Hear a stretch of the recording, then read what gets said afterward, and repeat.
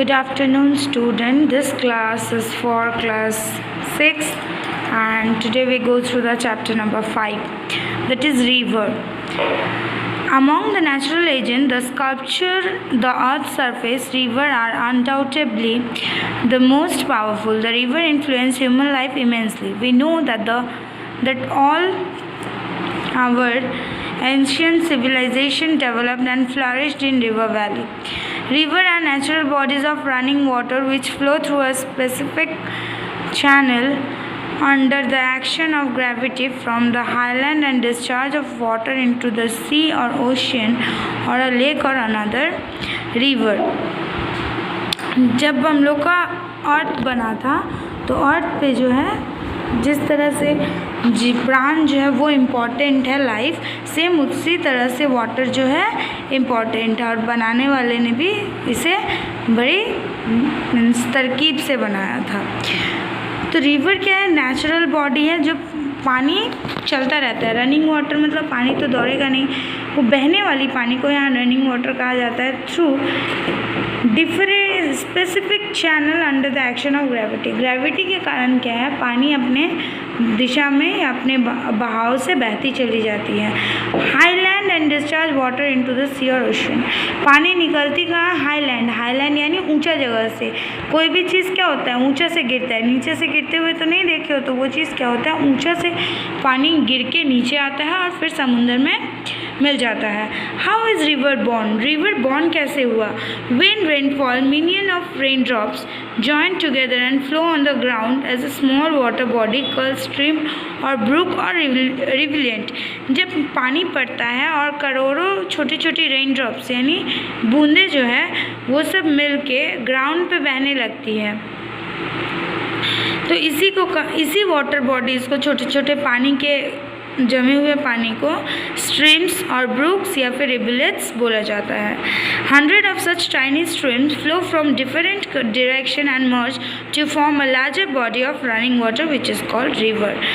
जब बहुत सारा स्ट्रीम्स यानी झरना, बहुत सारा छोटा छोटा झरना मिल के अलग अलग डायरेक्शन में बहने लगता है और वो छोटा छोटा झरना जो मिल के वो क्या होता है, बड़ा हो जाता है और अलग डायरेक्शन में बहता है, उसी को कहते हैं river.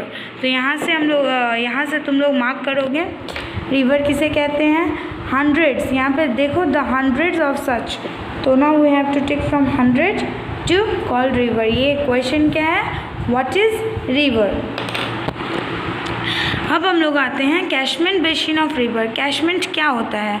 The catchment areas vary in size from several thousand square kilometre to only a few hectares. Catchment areas are separated by watershed.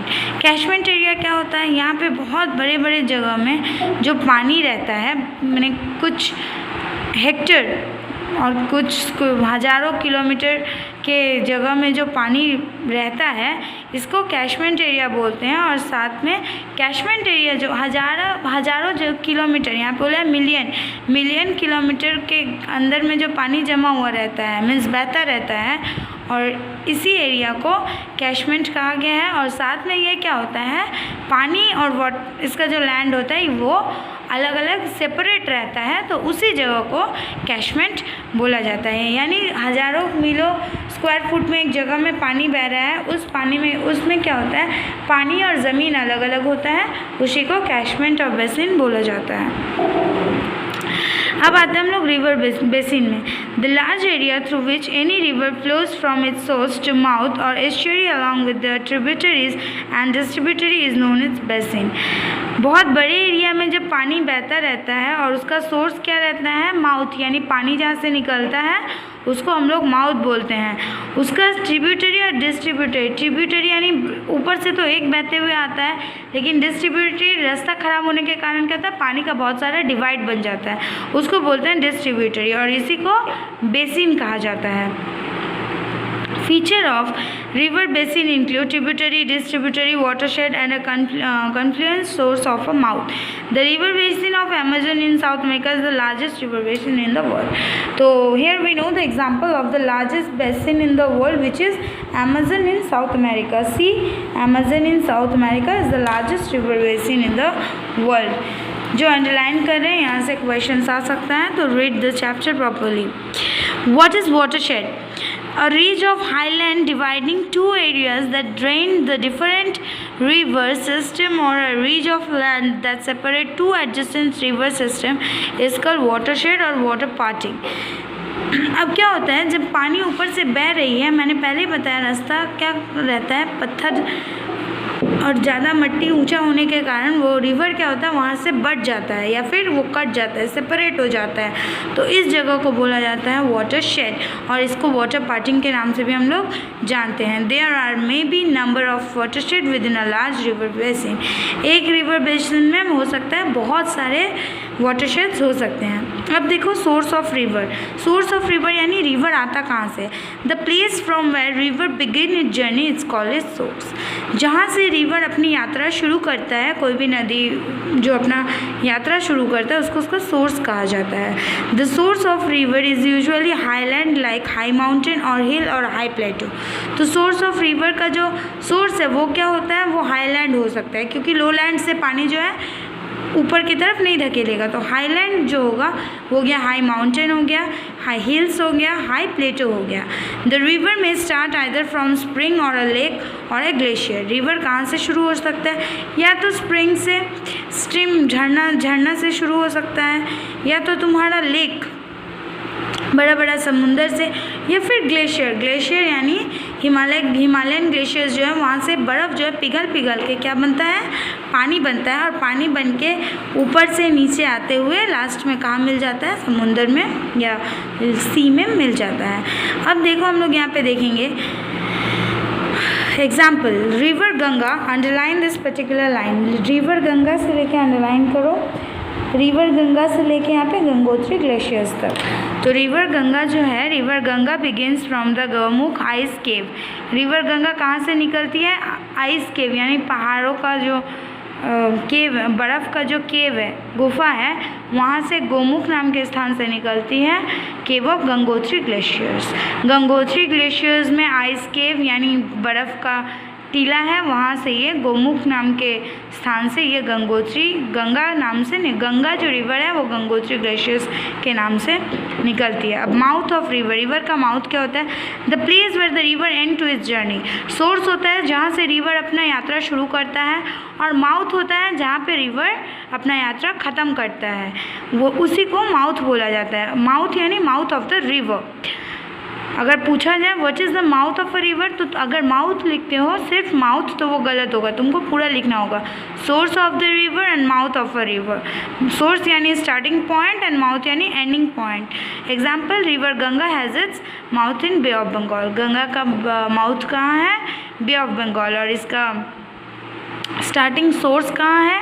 यह है Gomukh ice cave of Gangotri glaciers. Be careful, क्योंकि ये आंसर्स क्वेश्चंस अंदर से आ सकता है. River Ganga यहाँ पे भी अंडरलाइन करो, वो उसका माउथ और उसका सोर्स याद रखना. All of you read this pink box carefully. Now I came to the next topic, that is tributary. A tributary is a small stream that descend from the different source to meet the main river. ये tributary क्या होता है? छोटे छोटे जितने भी झरने होते हैं वो बैक के सोर्स के थ्रू उसका मेन रिवर में मिल जाते हैं. They may be like number of tributaries. का बहुत सारा ट्रिब्यूटरीज हो सकता है. Great river like Ganga. एक गंगा गौमुख से निकलती है, लेकिन क्या वो एक ही रह जाती है? नहीं. रास्ते में क्या होता है, वो बहुत सारे दिशाओं में वो फैल जाती है.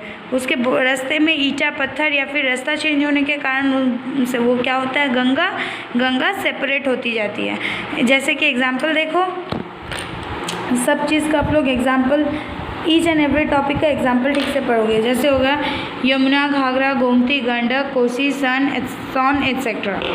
अब आते हैं डिस्ट्रीब्यूटरी. ट्रिब्यूटरी बताएं गंगा क्या करती है, अपना बहुत सारा पार्ट ये बना लेती है.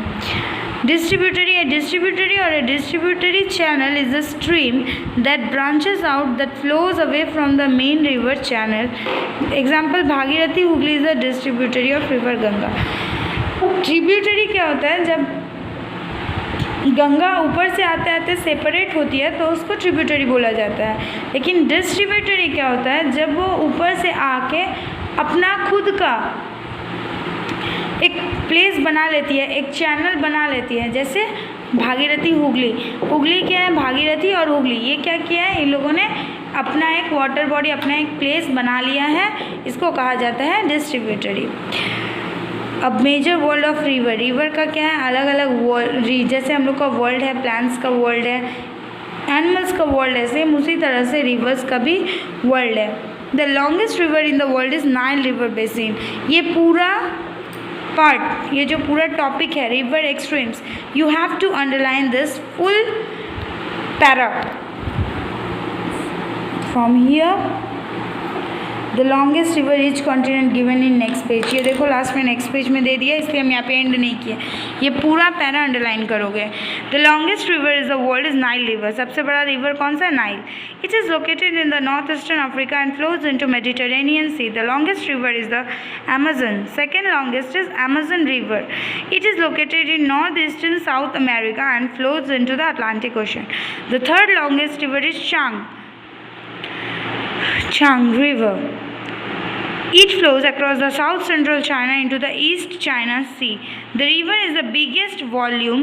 The most water flowing in it is the Amazon River. सबसे वॉल्यूम मीन्स सबसे ज़्यादा पानी किस रिवर में है? वो है Amazon River. Now go to the next chapter, next page. Sorry. यहाँ पे क्या है देखो? Continent, longest river and length. Please read this box for question answers. तो यहाँ पे आप लोग का ब्रैकेट, यहाँ पे देखो 3915 माइल्स 6300 किलोमीटर लॉन्ग तक आके आपका ब्रैकेट क्लोज हो जाएगा. मतलब वो पूरा आप लोग को पढ़ना है. अब आते हैं type of river. River two types के होते हैं. Rivers are of two types and based on supply of water in them. दो तरह के रिवर होते हैं, एक पेरिनियल रिवर, एक non perennial river. Perennial river क्या है? A river that has water throughout the year is called perennial river.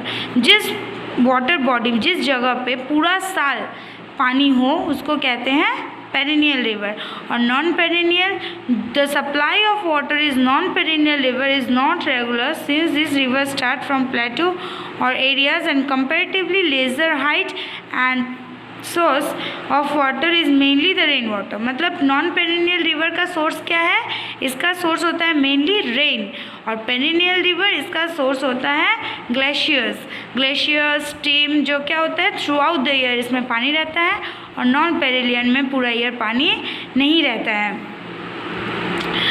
अब आते हैं देखो continue the perennial river. Normally this river start from perennial river. जबकि पानी पूरा साल रहता है तो ये लोग कहाँ से आता है? ये माउंटेन एरिया से. ये वाटर इसका सोर्स का है, माउंटेन एरिया से है. और ये पिघल के आइस ऑफ ग्लेशियर्स, ग्लेशियर्स में जो बर्फ़ रहता है ये पिघल के इसमें पानी आता रहता है. जैसे इस Hence the water supply to this river available throughout the year. जिसके कारण क्या होता है? पानी ग्लेशियर्स कभी ख़त्म नहीं होता और ग्लेशियर्स जब भी है पिघल के पानी नीचे आता रहता है, जिसके कारण ये नदियाँ जो है कभी नहीं सूखती. इसका एग्जाम्पल है Ganga and the Yamuna. Ganga and the Yamuna, ये जो रिवर है ये पेरिनियल रिवर है. और नॉन पेरिनियल रिवर यहाँ पे देखो, नॉन पेरिनियल रिवर को फिर बांट दिया गया है. यहाँ पे देखो इनलैंड रिवर और इंटरनेशनल रिवर. फिर से नॉन पेरिनियल रिवर के दो टाइप हैं. अब यहाँ पे देखो क्या होता है. पहले बता दें कि इस एरिया नॉन पेरिनियल रिवर तो मैंने बता दिया कि बारिश के पानी पे डिपेंड रहता है, रेन वाटर पे ये डिपेंड रहता है पूरा. इसका एग्जांपल होगा दामोदर, कंशावती, गोदावरी, कृष्णा, कावेरी. ये सब क्या है? ये नॉन पेरिनियल रिवर्स हैं. अब देखो हम बताएंगे तुमको ये इनलैंड रिवर और इंटरनेशनल रिवर जो है ये नॉन पेरिनियल रिवर का पार्ट है. A river which has source the country और डिस्चार्ज यहाँ पे प्रिंट नहीं है, so I have problem in this. Water into a lake और water body with a country is called inland river. For example river Luni in India. जो inland river यानी हमारे country में जो रिवर है उसको इनलैंड बोलते हैं. और इंटरनेशनल रिवर मतलब जो रिवर है इंटरनेशनल, वो हमारे देश के बाहर है, जैसे चाइना, इंडिया, पाकिस्तान.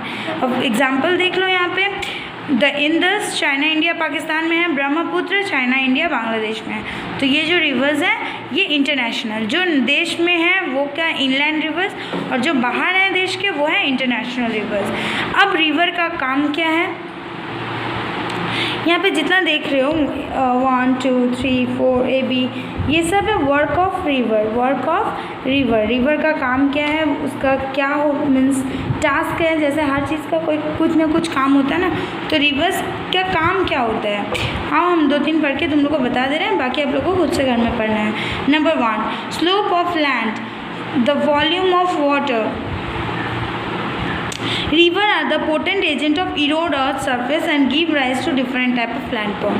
River क्या करती है, जब आती है तो अपने साथ क्या करती है, रास्ता काटते हुए, रास्ता बनाते हुए आती है. तो रिवर का जो पावर है वो सर्टेन बहुत सारे फैक्टर्स पे डिपेंड करता है. जैसे एक पानी जब ऊंचा से गिर रहा है तब, और उसी के नीचे जितना पानी नीचे से गिरेगा पानी का भाव उतना ही क्या होगा, कम होगा. लेकिन जबकि पानी क्या है बहुत ज़्यादा ऊंचा से गिर रहा है तो ये अलग अलग लैंडफॉर्म बनाती है. स्लोप यानी स्लोप क्या करती है, पहाड़ जैसे आकार का, ये नदी जो है पहाड़ जैसे आकार का लैंड बना देती है. इसका वॉल्यूम, पानी का वॉल्यूम कितना है, इस प्रकार से ये लोग खुद को सेटअप करते हैं. Means reverse, the speed of velocity of water and the shape and size weight of load that they carries. वो लोग अपने साथ क्या ला रहे हैं, जब ऊपर से गिरते हैं तो ये तो उन लोग को पता नहीं रहता कि नीचे पत्थर आएगा ना क्या आएगा, पेड़ आएगा. वो क्या करते हैं, सब कुछ अपने साथ इरोड करते हैं, यानी कैरी करते हुए ऊपर से बहते हुए नीचे आ जाते हैं. तो ये क्या माने इन लोग का काम क्या है, देख लिया हम लोगों ने ऊपर में अभी भी पढ़ा है. अब नंबर ए देखो, most of the river perform. कुछ रिवर्स ये सब भी काम करते हैं. देखो, erosion of wearing away the earth surface, मतलब बहते हुए ये लोग क्या करते हैं, इरोजन यानी हर चीज़ को टुकड़ा टुकड़ा में तोड़ के इन लोग को सबको बहा के लेके चले जाते हैं. Transportation and removal of eroded और वोन और डेब्रिस, और अपने साथ पेड़ पौधा, चट्टान, मिनरल्स, जितना भी सब कुछ रहता है वो सब बहा के नीचे ले आ जाते हैं. डिपोजिशन और एक्युमुलेशन ऑफ इरोडेड डेब्रिस. और क्या करते हैं, कहीं जहाँ ये नदी गिरती है या फिर रास्ते में जहाँ उसकी जितना इसका पावर कमता चला जाता है रिवर का, देखोगे जब ऊपर से जब रिवर गिरेगा तो दिमाग लगाओ कि ऊपर से गिरते वक्त जो स्पीड रहेगा, नीचे आते आते उसका स्पीड क्या हो जाता है, कमने लगता है. तो जो भी चीज़ वो अपने साथ ला पाती है, ऊपर से गिर रही है तो सब कुछ बहाते लेके आ रही है, लेकिन जब भी आधे रास्ते में आकर उसका स्पीड कमता है, जिस तरह से उसका स्पीड कमता जाता है, उसका लाया हुआ भी ईंटा, पत्थर, पेड़ सब उसी तरह से, जितना उसमें वॉल्यूम है, वही ताकत है, स्पीड है, उतना ही सामान वो अपने साथ लेके आ सकती है. तो ये पार्ट 1 इतना ही रहने दो, और नेक्स्ट जो पूरी चैप्टर है वो हम पार्ट 2 में तुम लोग को समझा देंगे. थैंक्स. इसके पहले क्लास में मैंने आप लोगों के साथ रिवर का 3 पेजेस डिस्कस किया था, पेज 58, पेज 59 एंड 60. ये तीनों पेज मैंने आप लोगों के साथ डिस्कस किया था. आज उसके नेक्स्ट पार्ट में हम आप लोगों के साथ डिस्कस करेंगे. Next part 2, same geography for class 6. Okay, now start the topic. In the mountain where the river begins its journey, therefore the main task of the river is erosion. River का main काम, जब mountain से river नीचे आती है तो उनका main काम होता है erosion. The river erodes by downward cutting. River जब गिरती है तो वो क्या करती है, अपने सामने जो भी रहता है उसको काटते काटते मट्टी वहाँ पे काटती चली जाती है, मट्टी हो, पत्थर हो, कुछ भी. Which depends the river channel and sideways erosion which widely widens the valley. अब इसमें क्या होता है, जो वो इरोड कर पाती है करती है, और जो नहीं कर पाती है वहाँ से ये अपना ट्रिब्यूटरी बनाना शुरू करती है. The river is the most powerful here because of steep slope of the land. The velocity of the river is also maximum. ऊपर में जब रिवर गिरती है तो उसका वेलोसिटी जो रहता है, उसका पावर जो रहता है बहुत ज़्यादा रहता है। The eroded material like boulder, sand, stones, gravels et cetera are carried by the river down to the slope to the lower reaches by the process of transportation। जब एक रिवर अपने फुल फोर्स में आती है और अपने साथ बाउल्डर, सैंड, स्टोन मीन्स बाली, गिट्टी, छोटा छोटा पत्थर, बड़े बड़े पत्थर, ये सब जो अपने साथ लेके आती है ऊपर से नीचे, तो इसको कहा जाता है transportation. When the river travels across the gentle slope, its velocity of erosive power decreases. लेकिन अब वो जब नीचे आते आते जब बहुत ज़्यादा नीचे आ जाती है तो इसका कैपेसिटी खुद ब खुद क्या हो जाता है, कम हो जाता है। और इरोशन, ये जो एक जगह से दूसरी जगह लेके जाती है, उसका सम बोल्डर, स्टोन, सब इसका जो पावर है वो भी कम जाता है। It losses it's carrying capacity and start depositing it loads and on the bed as well as along the banks. So deposition is primary work of the river approaches its mouth near the sea। और क्या होता है, जब ये इनका जो reverse का जो स्पीड है वो जब कमने लगता है तो ये इस हिसाब से क्या करती हैं, बड़े बड़े पत्थर अगर ये अपने साथ नहीं ले जा पा रही हैं, इनका स्पीड कम गया है, तो वो वहीं पे उसको छोड़ देती है। इस प्रक्रिया को डिपोजिशन बोला जाता है। तो सी जब अपने माउथ पे आती है, मतलब रिवर जब अपने माउथ पे आती है, नदी जब समुद्र में मिलने को तैयार हो जाती है, तो वहाँ पे डिपोजिशन की प्रक्रिया होती है, क्योंकि वहाँ पे आके इनका कैपेसिटी बिल्कुल कम जाता है और ये अपने साथ सिर्फ बाली छोड़कर और कुछ भी ट्रांसपोर्ट नहीं कर सकते, एक जगह से दूसरी जगह नहीं लेके जा सकते। अब आते हैं हम लोग नेक्स्ट चैप्टर, देखो next topic. The course of a river from the source of the mouth can be compared to human life. As we pass through the different stage like youth, maturity, old age etcetera in our life, a river also had a youthful upper of mountain course, matured middle or plain course and a old lower and lower plain course। जिस तरह हमारे जीवन में 3 अवस्थाएं होती है, बचपन, जवानी और बुढ़ापा, उसी प्रकार से रिवर्स में भी 3 अवस्थाएं होती हैं। जब वो ऊपर से आती है तो उसको कहा जाता है यूथफुल, यानी जवानी मीन्स अपर कोर्स। उसके बाद वो थोड़ी मैच्योर होती है, मैच्योरिटी एट लेवल, जब मैच्योर्ड लेवल को बोला जाता है प्लेन कोर्स, मतलब जब ऊपर से गिरते गिरते पानी जब प्लेन कोर्स में समतल धरती पे आती है, और फिर समतल धरती से जब वो ओल्ड और लोअर कोर्स, यानी last stage of the life of river is old और lower course, lower plain course. ठीक है, अब यहाँ पे देखो ये क्या हो गया, 3 स्टेज। पहला हो गया अपर कोर्स, दूसरा हो गया मिडिल प्लेन कोर्स, तीसरा हो गया lower course. In the mountain of upper course because of the steep slope, कैसा ढाल के कारण क्या होता है, the velocity of river is maximum का जो रिवर का जो स्पीड होता है वो सबसे ज़्यादा या फिर मैक्सिमम होता है।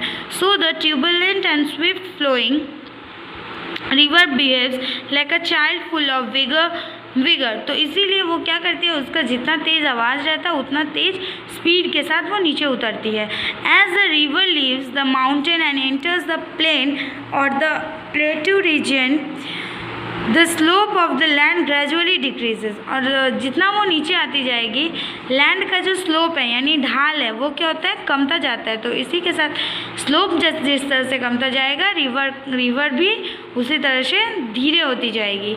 The river now shows the sign of maturity in the middle course.